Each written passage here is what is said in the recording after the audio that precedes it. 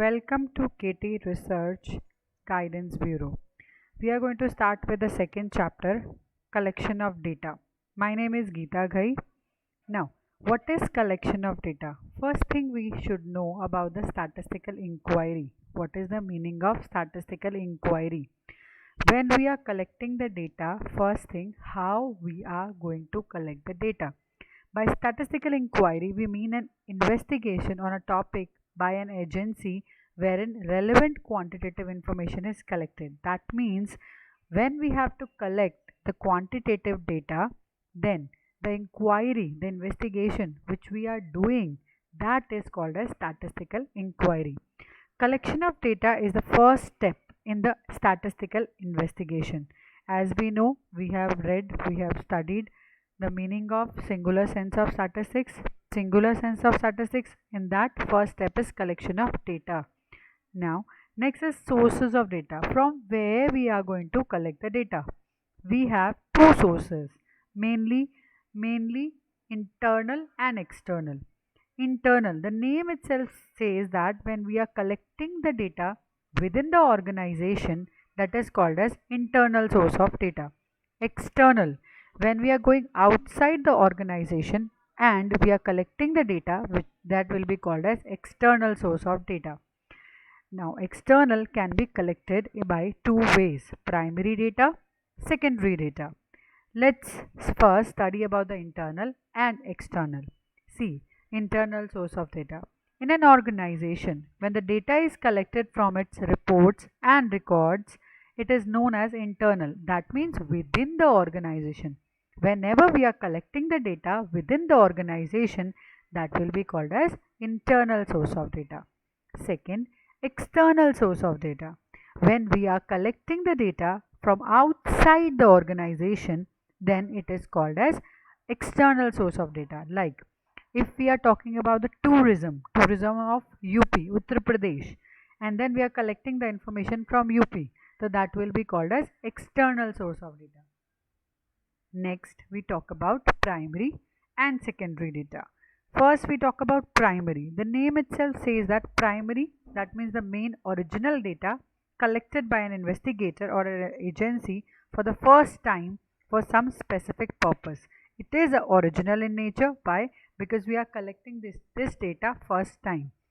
Secondary data, we are going to use the data which is collected by some other agencies, the data which is not directly collected but rather obtained from the published or unpublished sources. It is known as secondary data. We'll understand what is published and what is unpublished. It is also known as secondary data because second hand data, because it is already collected by some other agencies. These are not original data since the enumerator or investigator themselves do not collect these data. They are simply using the data collected by others. Like in our country, many organizations are collecting data and we are using that data for our study. So that will be called as secondary data. Difference. What is the difference between primary and secondary data? Let's see. The first foremost, primary data is original, secondary is not. Primary data is collected by some agency or the person by using the method of data collection. That methods we are going to study after this. Secondary data is already collected by agency and we are just using it. Obviously, primary data will take longer time compared to the secondary data. Secondary data will take lesser time. Primary data is more reliable compared to secondary data. Reliability, if we talk about the reliability, primary data is more reliable, secondary data is less reliable. Now, there is no great need for precautions for collecting data from primary because we only ourselves are collecting the data. So obviously we have taken the precaution beforehand only. But when we are taking data from secondary sources, then we need to take care about the authenticity of that particular data. So we have to take some precautions. Collection of primary data requires elaborate organization setup. Yes, we need labor, we need agency to collect this data. When we talk about the secondary, we don't need any organization, that is already collected, we have to just use it. Methods, how we are going to collect Primary data, first foremost method. We always see census. People are coming at our home and inquiring about the population and the demographic profile of nation. Direct personal investigation, that is the same. An investigator is going to collect the data by directly contacting with the informant. Informant is a person who is holding the information.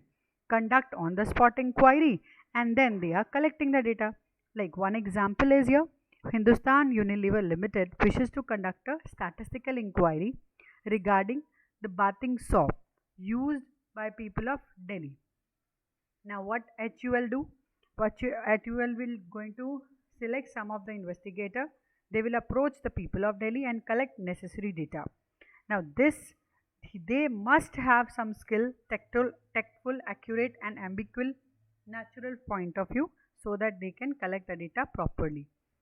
This method gives satisfactory result if the scope of the inquiry is narrow. Now, investigator is fully dependable and unbiased. Then only this method is satisfactory, giving satisfactory result. What are the merits? Merits of direct personal investigation. Obviously, the data is original, reliable.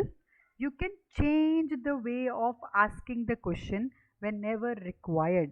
Flexibility. Uniformity. You are collecting the data from each and every informant in a same way. Uniformity. Other information, you can collect the data which is not used but can add to your information. You can also ask that other information also. Economical. Condition apply. Economical. Whenever the narrow size of the inquiry is there, then only it is economical. But if we have to go for a broader sense, then it is not suitable for all type of question. Yes, you can ask any type of question if person is sitting in front of you. It is very difficult to ask somebody by writing or by on other way. So when somebody is you are confronting or you are face to face, then you can ask many type of questions. Demerit. Not suitable for wide area, as I said. Narrow sense of inquiry, economical and good. It is expensive and time consuming because you have to collect the data from each and every informant. Personal prejudice. If the investigator is personally biased in selecting the person or the informant knowledge, then there can be a personal prejudice. We need trained personnel. We need trained people so that they can go and collect the data. Precaution for direct personal investigation. What are the precautions? We need to investigate, we need to train the investigator.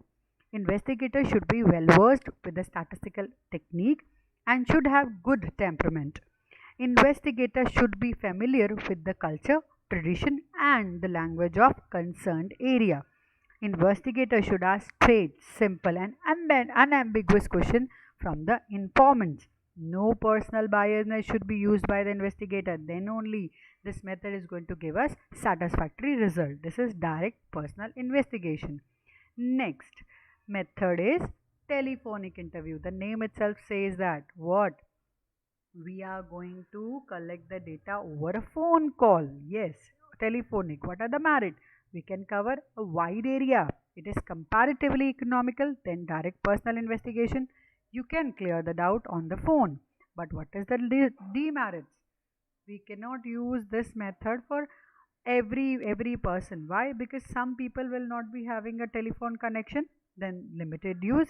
Visual feedbacks are not possible. So obviously you cannot see the other person, so you don't know whether that person is giving the information in a joke mood or maybe in a serious mood. So that is our telephonic interview. Next, indirect oral investigation. We are asking the third party about the information. Now see, under this method the investigator approach third parties who are in the position of information about the subject of inquiry. Like what? Like police do. What they do when there is any accident occur, then they ask the witness. This is indirect oral investigation. You can cover wide area. Economical, obviously we are asking one person about many person. Then free from biasness, expert opinion. In this expert can give opinion. That expert can be a third party. Demerit, indirect information. We are getting indirect information. Obviously, there can be a lack of accuracy. The witness can be partial toward the people who are not into the favor. And then lack of interest of informant. It is not necessary the person is into that interest to give information about the next party or third party. Again, there is a lack of uniformity. We are not getting the same information from everywhere. Next is mailed questionnaire. Now here email is not, we are not talking about email. Mailed questionnaire method means the investigator makes a questionnaire and then pertaining to the field of investigation send it to the respondent along with a covering letter to collect the information. What is the suitability? If the field is very large, then it is very suitable, and but we need the respondent to be literate and cooperative. Then only we can get our questionnaire back. What are the merit? Obviously, we can cover wide area. It is very economical. Yes, compared to the direct personal investigation.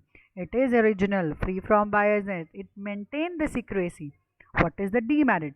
Limited scope. Obviously, we cannot go with the illiterate people, less accuracy, lack of interest. Maybe chances are there informant is not going to give this questionnaire back.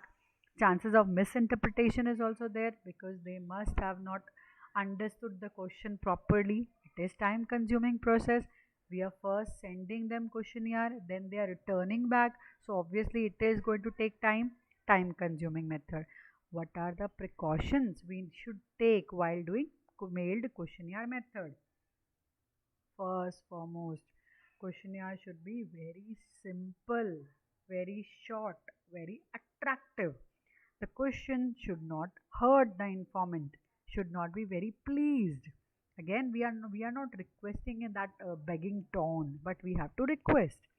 There should be a system, a sequence, a proper planning to the questions. The object of inquiry must be clearly defined. And here, get information as early as possible. Try your best so that you can get the questionnaire back. Then try again. Always we are giving a self-addressed stamped envelope with the questionnaire. Why? The informant do not need to do any efforts. Without any efforts, he'll give you the questionnaire back. If there is any effort, they will not going to give that questionnaire back. Collection of secondary data. From where we are going to collect the secondary data, published or unpublished? Name itself saying published. Published means what? The data is available to all. Now what are the published sources? RBI bulletin is there, government publication is there, statistical abstract of census report is there, journal trade journal is there, international publication, that is WHO, UNO, IMF, World Bank, they are also representing the reports. Reports of trade association is there, Federal of Indian, this commission and committee reports are there, publication of research institutes are there, research bureaus are there, magazines are there, newspaper, magazines. We can take the data from newspaper, magazine, even publication of personal investigation. If somebody has done some personal investigation and they have published it, we can take it. These are the published. Published means which is available to all. Source of secondary data, unpublished. What is unpublished? Somebody has collected the data for their use. Now you are asking them about the data and they are giving you, but this is not available for all. When the data collected by someone is not published and is taken by other person for the purpose of investigation, and then such data is known as unpublished secondary data. For example, reports prepared by private investigation companies. Till this part, unpublished, published, done.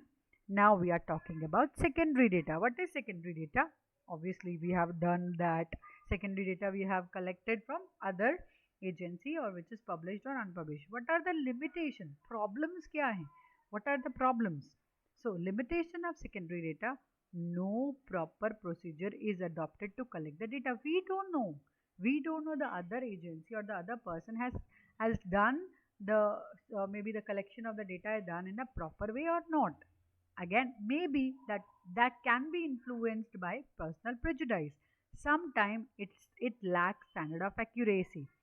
Again, secondary data may not cover the full period of investigation. Maybe that is done last year or maybe last to last year, and we want it to the till the present, then it will be a problem. Now, most important, how we are constructing the questionnaire. We need we need to follow some of the things while making questionnaire, designing questionnaire. First thing, covering letter. What is covering letter? Covering letter is a letter which you are giving to the informant. You are requesting them to fill the questionnaire and you are telling them about the purpose of that questionnaire or purpose of collecting the data, so that they should inform or they should give the information related to particular inquiry. Decision regarding question, you need to decide regarding the question which type of questions you need to keep in the questionnaire. Open-ended, no. Close-ended, MCQ, yes. Small, yes. So all that type of decision we have to take. Number of question, as much as less number of questions should be there. Simple and short. We should avoid the language which is not understandable by all. We should always give in a simple language so that everyone can understand the questions. Avoid question requiring calculation. If people need to do calculation, they will leave that question. So avoid question requiring calculation. Avoid question using double negative, like don't you think smoking should be prohibited?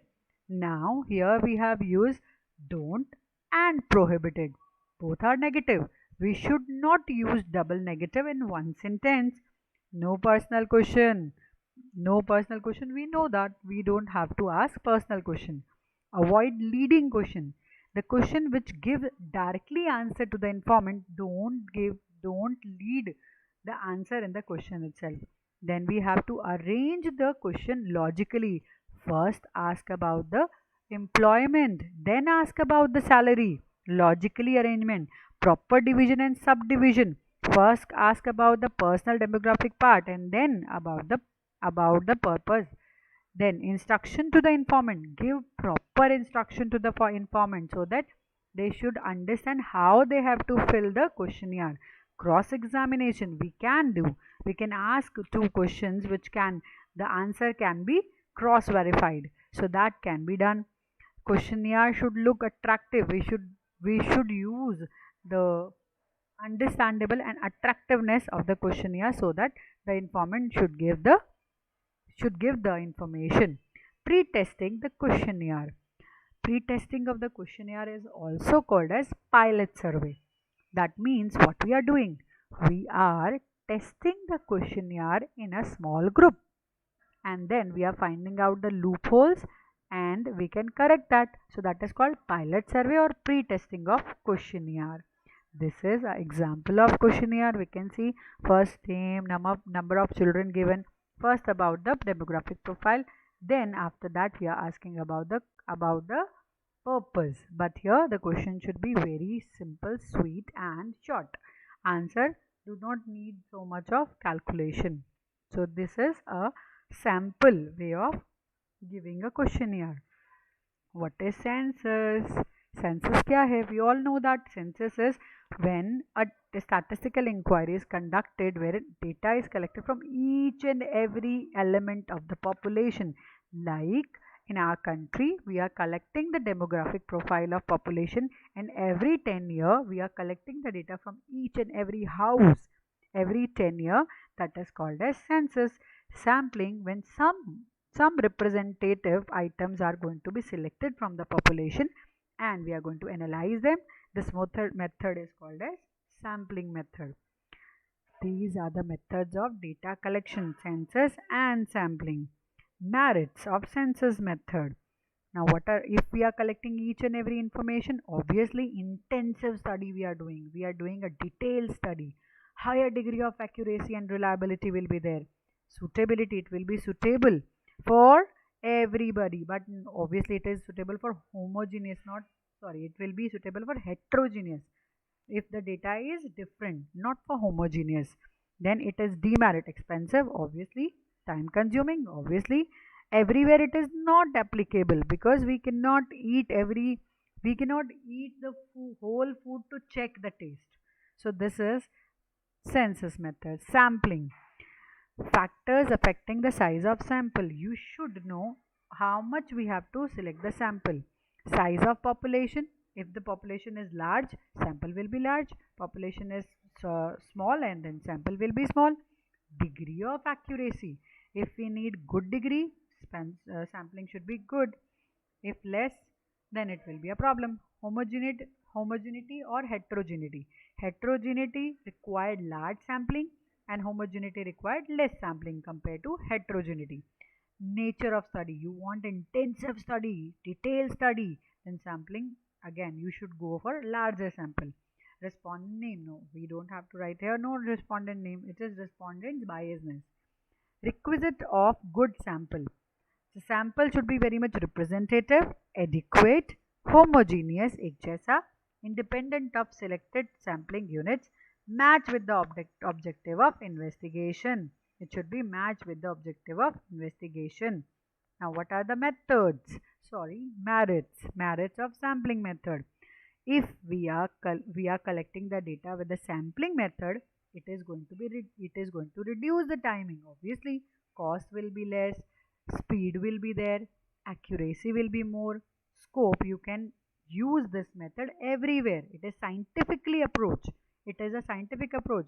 Now, if I talk about the vaccination, we always check the vaccination on sample, then only we give it to everyone. So it is a scientific approach. Detailed inquiry can be there. Exceptional acceptability. Everywhere it is acceptable. Demerit. Obviously, it cannot give you 100% accuracy. Lack of representativeness is there. If the samples are not giving proper representation, then it is very, very much a problem for us. Biasness. It can be a biased part. Lack of specific and specialized knowledge. Possibility is there. If we are not collecting the sample properly, then lack of specific and specialized knowledge will be there. Not possible in case of heterogeneous data. If heterogeneous data is there, then we should go for census, not for sampling. Next, what is the difference? Census, each and every element is going to be taken, studied. Sampling, we have to take some of the representation. Census is always suitable for the heterogeneous data, and results are quite reliable and accurate in census, and it is very difficult but to manage, to organize census data. When we talk about sampling, limited inquiry is there, few units are there, less money, less time, less labor, and less reliability also. Then sampling method is comparatively easy to organize because there are less number of units to study. Type of sampling. There are two type of sampling. Random sampling, non-random sampling. Random, everybody is having equal chance of selection. That is random sampling. Each and every item is in the universe has also known as a chance of being selected or chosen is equal. Non-random, if I talk about, selection of sample depend on the judgment of the investigator rather than a chance. Next is method of random sampling. How we can collect, how we can select. So it can be lottery. We know that lottery is a random. Any number can come. Rotating the drum mein ball. We have a balls in the drum and we are picking up the number. Random number table. It is also giving us random sampling. Methods of non-random sampling. These are purposive. Name itself says based on the purpose we are selecting the sample. Stratified, that means grouping. Systematic sampling, one by one, stage wise. Cluster, grouping again, multi-stage. Quota sampling, again based on the quota. Based on personal judgment, the group is made on judgment. Convenience, according to the convenience of investigator. Errors. What is error? Error is the gap between desired and actual. Statistical error refer to the gap or the difference between the collected data and the actual value of the fact. So, such error. Now, how this error came to existence? Because we have taken wrong sample. Incorrect information. The informant has given us incorrect information. The collection of data is by estimates or personal prejudices thereof investigation. See, there are sources of statistical error. What are the sources? From the origin only we got the error, the defect in the questionnaire, improper sampling, or some manipulation is done in the measurement or maybe in description or approximation, or the data is inadequate, unrepresentative, incomplete. So that can make us, or that can lead to a error. See, type of error. We have two type of error: sampling, non-sampling, biased, unbiased. Sampling error based on the sample. We have not collected the sample properly. That is why error is coming. The difference between the sample estimate and the actual value of characteristics of the population. Difference between the actual value of parameter of the population and its estimate. So here we can increase the sample to reduce the error. We can see the example. You can see the example. 5 students are there, their height is there, we have calculated the average, it is 60, but we selected 2 and we got 55. That means there is an error of 5, but we can reduce it by increasing the sample. Next it comes to non-random sampling. Now that is non-sampling error, sorry. So non-sampling error is not based on sample. It is again, non-sampling error are more serious than the sampling error, because the sampling error can be minimized by taking larger sample, but non-sampling error cannot be minimized even by taking large sample, because that is done because of these reasons. See, maybe the data is not acquainted very well. The incorrect responses are there. They have not responded, only non-responses are there. Sampling biasness is there. That is why we are getting problems. So errors. So these cannot be rectified so easily like sampling error. Next, sources of statistical error: biased or unbiased. Bias, the name itself says, an error which arise on an account of some bias or imbalance on the part of investigator, informant, or instrument of counting, measurement, and experimenting is called as biased error. Unbiased do not take place on account of any bias with anybody. It is we can say bias is intentionally, we know that. We know that the measurement is wrong, that is why the answer will be wrong. But unbiased is not intentionally. It is done by chance. So it is unbiased error. What is Census of India and NSSO? Census, we all know about census. Some agencies, both on a national and state level, collect the data, tabulate them, present that for all. NSSO, one is the National Sample Survey Organization, which is National Statistical Organization now. Central Statistical Organization, Registrar General of India, Directorate General of Commercial Intelligence and Statistics. These are the institutions which are collecting the data. Census of India, NSSO. So what is census? Census of India provide most complete and continuous demographic record of population. The census is being regularly conducted every 10 years since 1881. Yeah, but 1881 ke baad Britishers has stopped us, and from 1951 it is unbroken. 1951, 61, 71, 81, 91, 2001, 2011 and 21. We are in 21. We'll think of when it is going to be there. Because of corona condition, they have postponed it, but they will do. Indian census has been fascinating source of the data. Researchers in demographic, economic, anthropology, sociology, statistics, and many other disciplines. The responsibility of conducting the census rests with the Office of Registrar General, Census Commissioner in India under the Ministry of Home Affairs, Government of India. They are collecting the, see first census after independence is 1951, Census of India. Now census, again we have to see what this is providing. This is providing us the demographic profile of whole country. It collects the information related to the size, density, sex ratio, literacy, migration, rural urban area. Now let's talk about NSSO. NSSO, first it was National Sample Survey in 1950 in the chairmanship chaired by the Professor late P.C. Mahalanobis. The main aim was to collect the data by doing some surveys organized from the respect of unorganized household sector. Nationwide surveys are there. NSS was recognized as NSSO in March 1970. The data collected by NSSO survey on the different socio-economic subjects are released through reports. That quarterly journal is called as Sarvekshana. In that we are getting the data. What are the important terms related to all this particular chapter? What is the meaning of population or the universe? Population is defined as the all the values which are related with the statistical investigation. Pilot survey, I told you pre-testing. Once the questionnaire is ready, it is advisable to conduct the tryout. That tryout is called as, or pre-testing is called as pilot survey. Investigator, the person who conduct the statistical inquiry, is known as investigator. Enummerator is the person who is helping the investigator for collecting the information, is called enummerator. Respondent, from whom we are going to collect the data. Survey, survey is a method of collecting the data. Thank you very much for listening. Please hit subscribe button, please like, please comment. If you find any problem, please let me know, and we are always obliged. Thank you very much. Soon you are going to receive one more video. Thank you very much.